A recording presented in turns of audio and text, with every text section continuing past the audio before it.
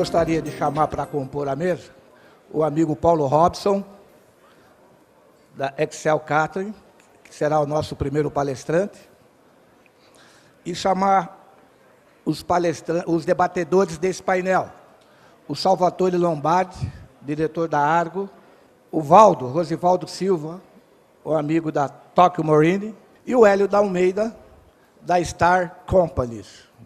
Então, pessoal, já para já ganhar tempo, já quero passar então a palavra ao amigo Paulo Robson. Por favor, Paulo.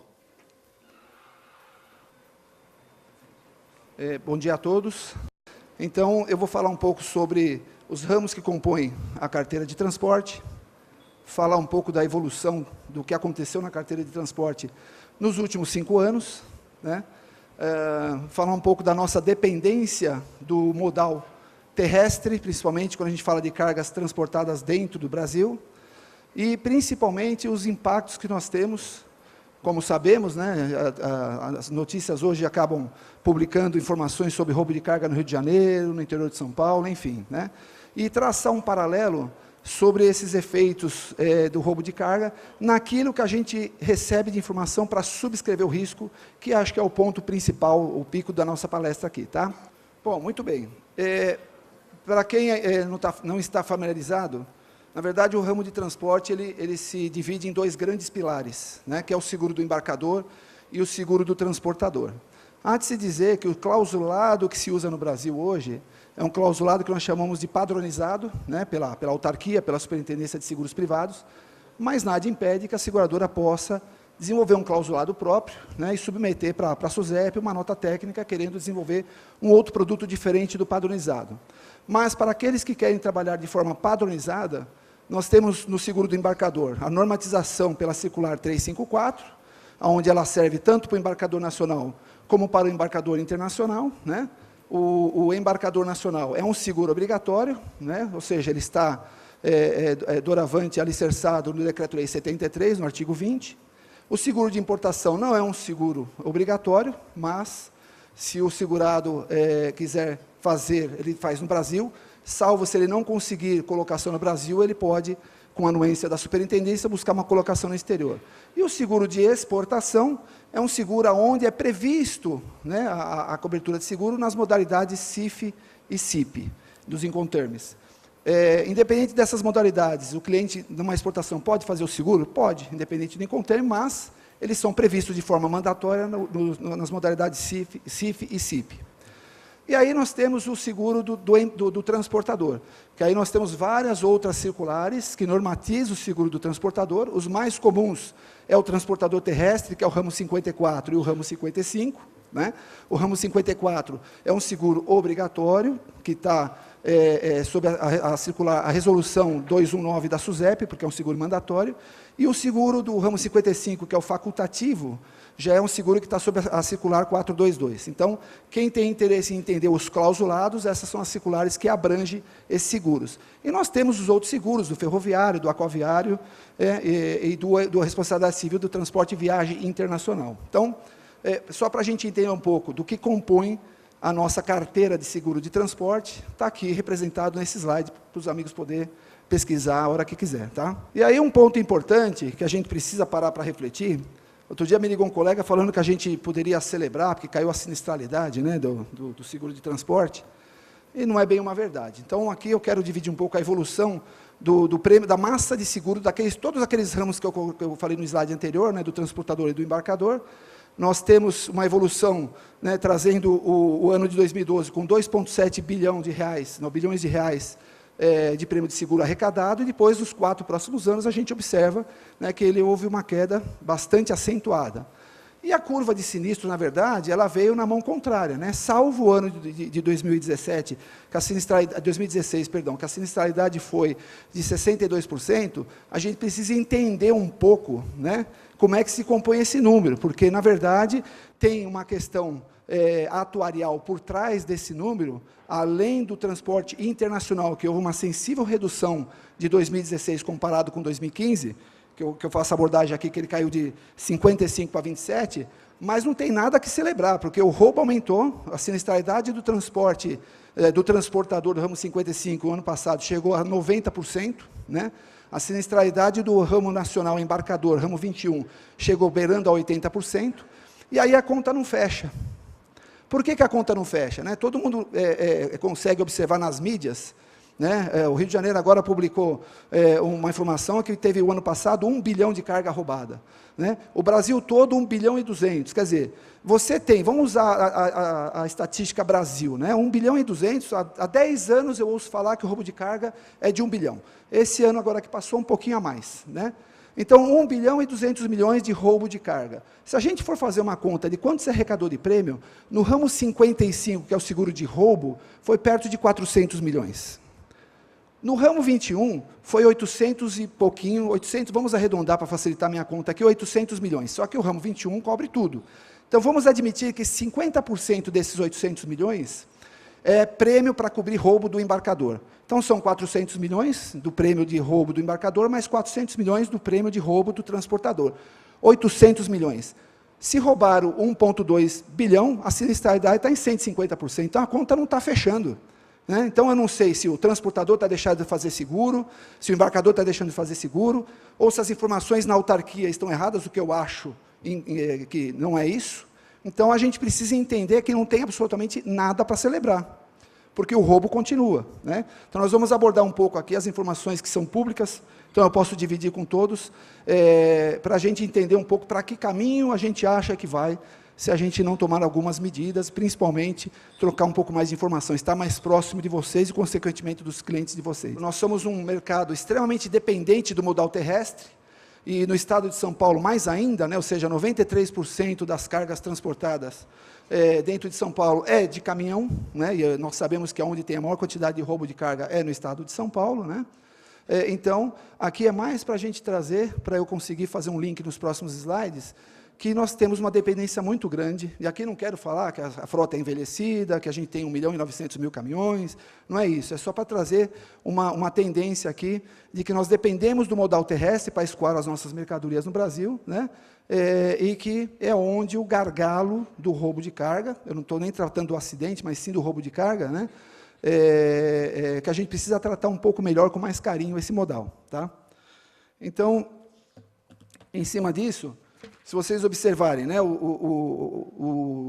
as estatísticas que eu encontrei aqui pelo site do Risco Brasil, né, no ano passado, 20 mil roubos ocorreram no nosso país, com 1,2 bilhões de valores roubados. Né.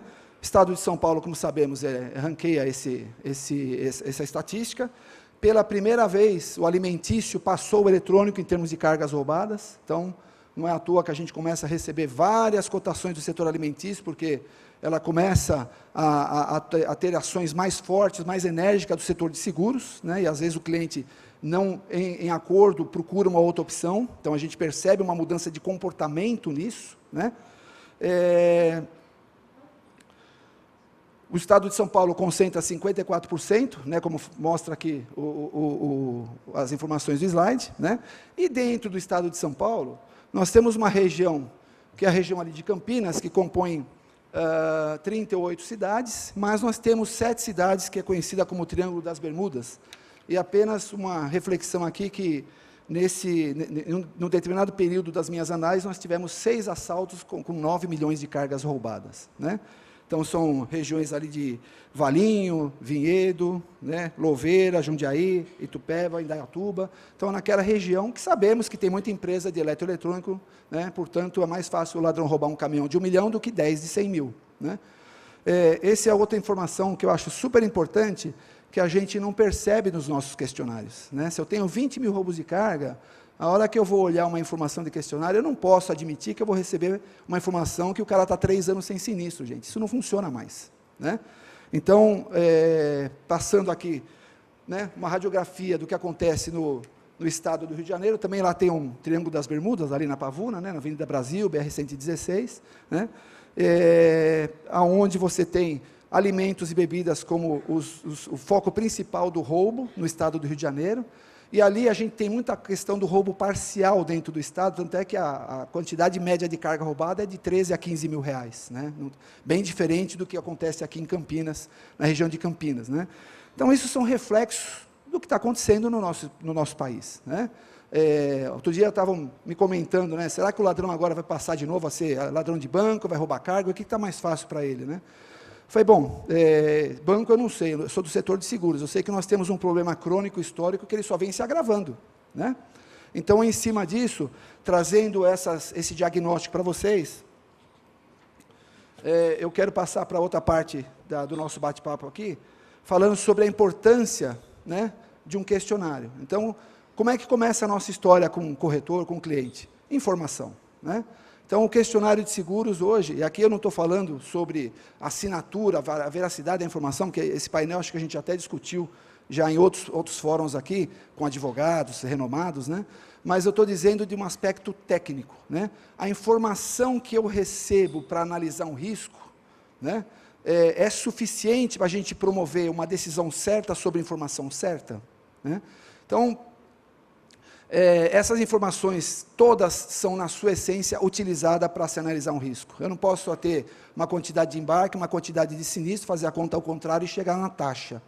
A taxa deveria ser a última coisa que a gente tem que combinar, depois que eu entender qual é o risco, qual é a sua exposição, qual é a cobertura que eu quero contratar, que o cliente quer comprar da gente, para se essa cobertura tem aderência, para que eu possa, então, fixar termos e condições, entre eles, taxas e franquias, né? Então, eu já falei aqui no outro painel, algum tempo atrás, né, que eu não posso admitir que o gerenciamento de risco substitui a subscrição. O gerenciamento de risco, ele complementa o programa de seguros. Essa é a verdade. Então, está fácil fazer conta, né? Não preciso mais subscrever risco, a gente não precisa mais formar técnicos de seguros, né? Porque hoje está fácil fazer. Só que, infelizmente, o número não ajuda muito. A gente vê empresas abandonando o setor de seguros, a gente vê como é que está o mercado hoje, quanta gente está parado em função de tudo isso, né? Então, eu preciso ter uma expectativa de faturamento, como é que ele se compõe comparado com o período anterior, o meu cliente, ele está aumentando, ele está diminuindo, né? E às vezes a gente tem uma ilusão muito errada, quanto mais eu transporto, mais eu arrecado o prêmio, mas eu também tenho mais sinistro, é isso que a gente não está conversando, gente, né? Então, esse ponto é primordial para eu poder subscrever de uma forma correta. O preço, ele é reflexo da subscrição. Senão, eu teria empresas do mesmo setor com a mesma taxa. E você vê empresas do mesmo setor com taxas diferentes, porque um protege melhor, o outro transfere risco para a seguradora. Vamos parar com isso. A gente precisa mudar. A gente precisa entender qual é o modal mais utilizado na subscrição. Às vezes eu tenho um modal marítimo, eu tenho um modal aéreo, eu preciso entender se tem valor declarado ou não, se não tem, como é que funciona, né, a logística do cliente. Que tipo de mercadoria que eu estou falando, qual é a sua embalagem para proteger a mercadoria, ele tem um apelo de venda, mas ele tem informações técnicas extremamente relevantes, né? Estilado para cima, teme-chuva, empilhamento máximo, tudo isso a gente tem que entender, até para fazer uma gestão de risco, né? Quem é responsável pela operação de carga ou descarga? É o cliente ou o transportador que encosta o caminhão na doca lá e ele mesmo faz o carregamento, amarra e vai embora? Isso é relevante, a gente precisa dessa informação, né? Eu preciso entender o risco, é um risco de volatilidade ou um risco de frequência, né? Em caso de avarias, isso é mais para importação, mas em caso de avarias, essa máquina pode ser consertada no Brasil, eu tenho que voltar para a origem, porque o cliente não tem uma assistência técnica no Brasil. Isso custa caro para caramba, gente, então eu preciso precificar corretamente, né? Qual é a cobertura contratada? A mercadoria é avisada para roubo, mas o cara está contratando só uma cobertura para acidente, ok, né? Senão a gente precisa entender isso, né? Origem e destino, eu preciso saber, porque tem seguradoras que têm algumas questões de sanções econômicas, de OFAC, né? Então eu não posso exportar, não posso importar de Cuba, então a gente precisa entender um pouco, isso mais para o ramo internacional, ramo 22, né? Os termos de venda, aonde começa é onde termina a responsabilidade do meu cliente. O seguro é de casa a casa, eu precifico de uma maneira. Se o cliente entrega a mercadoria num outro ponto, a precificação é diferente. Então, a gente precisa entender isso, né? E, é claro, se o cliente ele tem regimes diferentes de entrega de mercadoria, como na importação, DTA, o linha azul, etc., né? E aí, sim, eu vou começar a olhar a questão do preço e franquia, né? Uma coisa está super ligado direto à outra, né? A franquia não está ligada a sinistro, a franquia está ligada a preço. A gente precisa entender dessa forma, né? E o gerenciamento de risco. Quem contrata, é o transportador que vai contratar, é o embarcador. Como é que a gente configura, dentro de um contrato de seguro, as responsabilidades? Porque seguro, na verdade, baseados em leis, tem direitos e deveres. Então, nós precisamos estar atentos a isso, ok? O transportador que vai carregar. E aqui a gente tem um problema crônico, acho que todo mundo já sentiu, a quantidade de boletins de ocorrência fraudulentos que tem dos nossos seguros de roubo, né? Então, a gente precisa começar a estar mais atento para isso, né? Se o transportador está registrado ou não na NTT, ontem no escritório lá a gente estava discutindo isso, eu tenho um cliente, um corretor que foi cotar, o transportador não estava registrado, eu não posso cotar, eu estou infringindo a lei, né? E aqui não é uma questão do Paulo ser Caxias, ser quadrado, é uma questão de risco, né? O cliente, como é que está a situação financeira dele, né? A gente está falando muito aqui de trocar informação de sinistro, mas hoje a gente tem clientes mal pagadores, né? A gente precisa tomar cuidado com isso. Isso impacta na carteira, na saúde da carteira de seguros de qualquer seguradora, e aí vale para qualquer ramo, né? Vamos combinar, né? E aí entra a questão do histórico de sinistros, né? Eu tenho 1 sinistro, 10 sinistros, não tem nenhum problema de eu receber uma cotação que o cara tem 250 sinistros, 3 milhões de prejuízo, isso não é um problema. O problema é a gente buscar a solução. Eu acho que o principal ponto é a gente tomar uma decisão em cima de uma informação que não corresponde à verdade do cliente, né? E depois a gente vê quando a gente está no risco, né? Aí eu vou querer o quê? Reconduzir preço, vou querer negar sinistro, e aí todo mundo tem um problema. E são os corretores que têm que levar a mensagem para o cliente, porque o meu canal de distribuição é o corretor de seguros, né? E aí, a informação do questionário, né? Quem que assina esse questionário, né? Pode ser o cliente, pode ser o representante legal, pode ser o corretor de seguros, mas que tenha alguém que se responsabilize para a gente poder trocar informações, trocar experiência, né? A gente tem bons bancos de dados que ajudam a dar soluções, basta ter a informação correta dentro do questionário de seguros. E aí, é claro que numa análise de risco, eu coloquei aqui de forma adicional, né? Além de tudo isso que a gente olha, a gente também não deveria estar olhando algumas leis que não têm absolutamente nada a ver com seguro, mas impacta no seguro? A Lei 11.442, que disciplina o transporte de carga, lá tem responsabilidades pesadas com o transportador, inclusive multas, né? A Lei 13.103, que é uma atualização da 12.69, que trata da jornada de trabalho do motorista. Eu estou parando o caminhão aonde? De que maneira? Quanto valor em risco tem em cima da carga, né? Aí também é uma questão de justiça, o transportador também sofre, a gente sabe disso, né?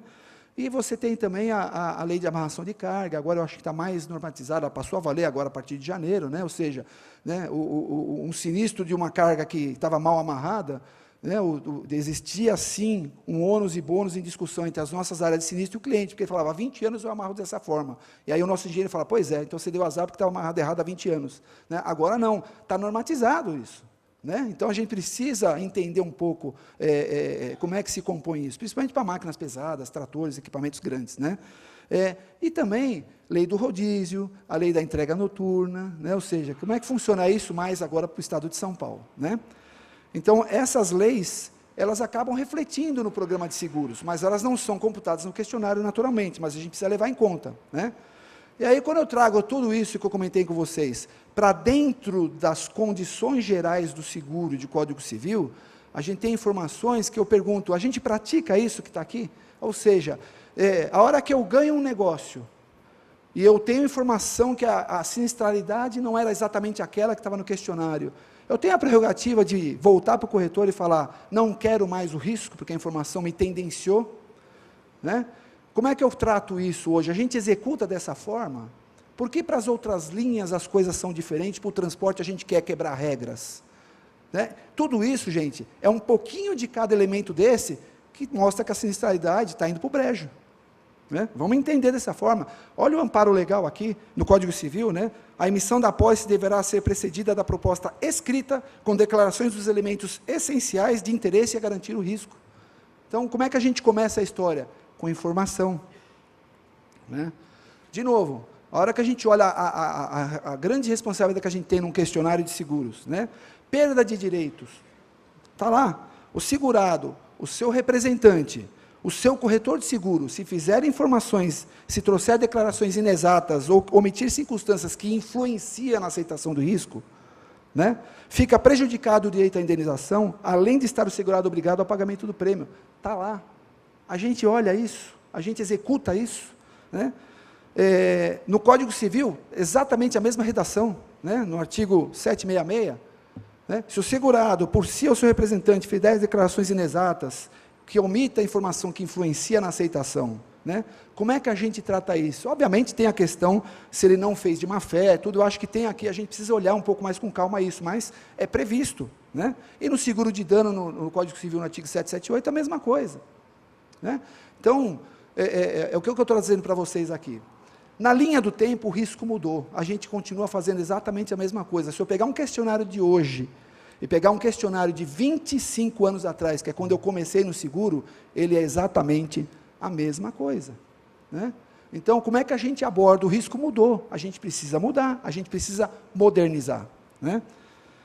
E aí, né, trazendo aqui uma reflexão, antes de eu compor a mesa com os meus colegas, né, eu converso muito com o senhor Daí, né, sobre a questão da antiga prática da carta de liderança, né? O que é isso para os mais jovens, né? A carta de liderança. Como é que funcionava? E aqui não tinha nenhuma espionagem industrial. Quando eu ganhava um negócio, o cliente me mandava uma carta declarando que eu era líder daquela conta. Eu mandava essa carta para a seguradora anterior e ele me passava muito rapidamente a IS, o prêmio e o sinistro. Era assim que funcionava, até porque a história do cliente tem que acompanhar ele, conforme é o seguro de automóvel, né? Você tem classe de bônus na Porto Seguro 1, 2, 3, você muda de seguradora, ela continua, se você é um bom cliente. E assim vai, né? Então, a confirmação de sinistros hoje é um hábito, é uma necessidade ou é uma perda de tempo, né? Inadimplência, a gente deve considerar isso? Eu estou olhando um cliente, a sinistralidade está boa, é 50%, tem 1 milhão de prêmio, 50 de sinistro, só que existe 1 milhão de prêmio, 700 está inadimplente. Como é que eu considero esse cliente para olhar o resultado dele, ou até para continuar com ele no meu portfólio? Porque a inadimplência impacta a gente, e impacta demais uma coisinha que chama IBNR, IBNR não, PPNG, né, e PPD, provisão de prêmios não ganhos, né?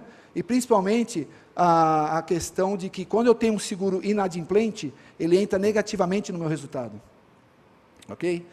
Por que no seguro de RC ou de Eno, eu só emito uma apólice quando tiver o questionário assinado? Por que no seguro de automóvel eu uso o RNS como pano de fundo para poder olhar a confirmação da classe de bônus dele?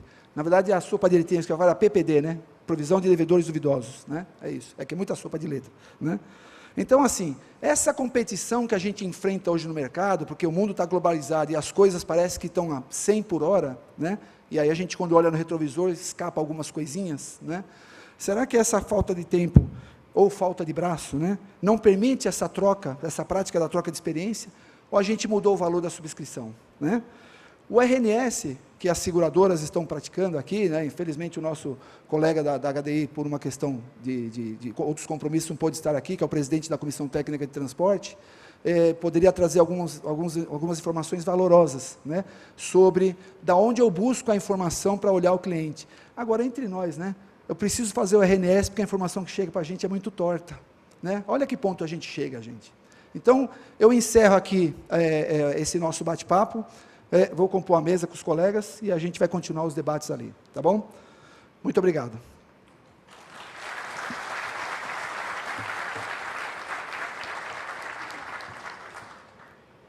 Eu gostaria de, então, disponibilizar a palavra para os colegas da mesa, para que pudessem desenvolver algumas considerações sobre o tema, bem como também efetuar algum questionamento a você, Paulo. Começo com o Valdo. Bom dia a todos. É um prazer estar aqui mais uma vez, né, participando dessa mesa aqui, nesse debate de uma carteira tão importante como é o seguro de transporte, e uma carteira que todo mundo gosta, todo mundo que está aqui tem, acho que uma certa paixão pelo seguro de transporte. Eu, como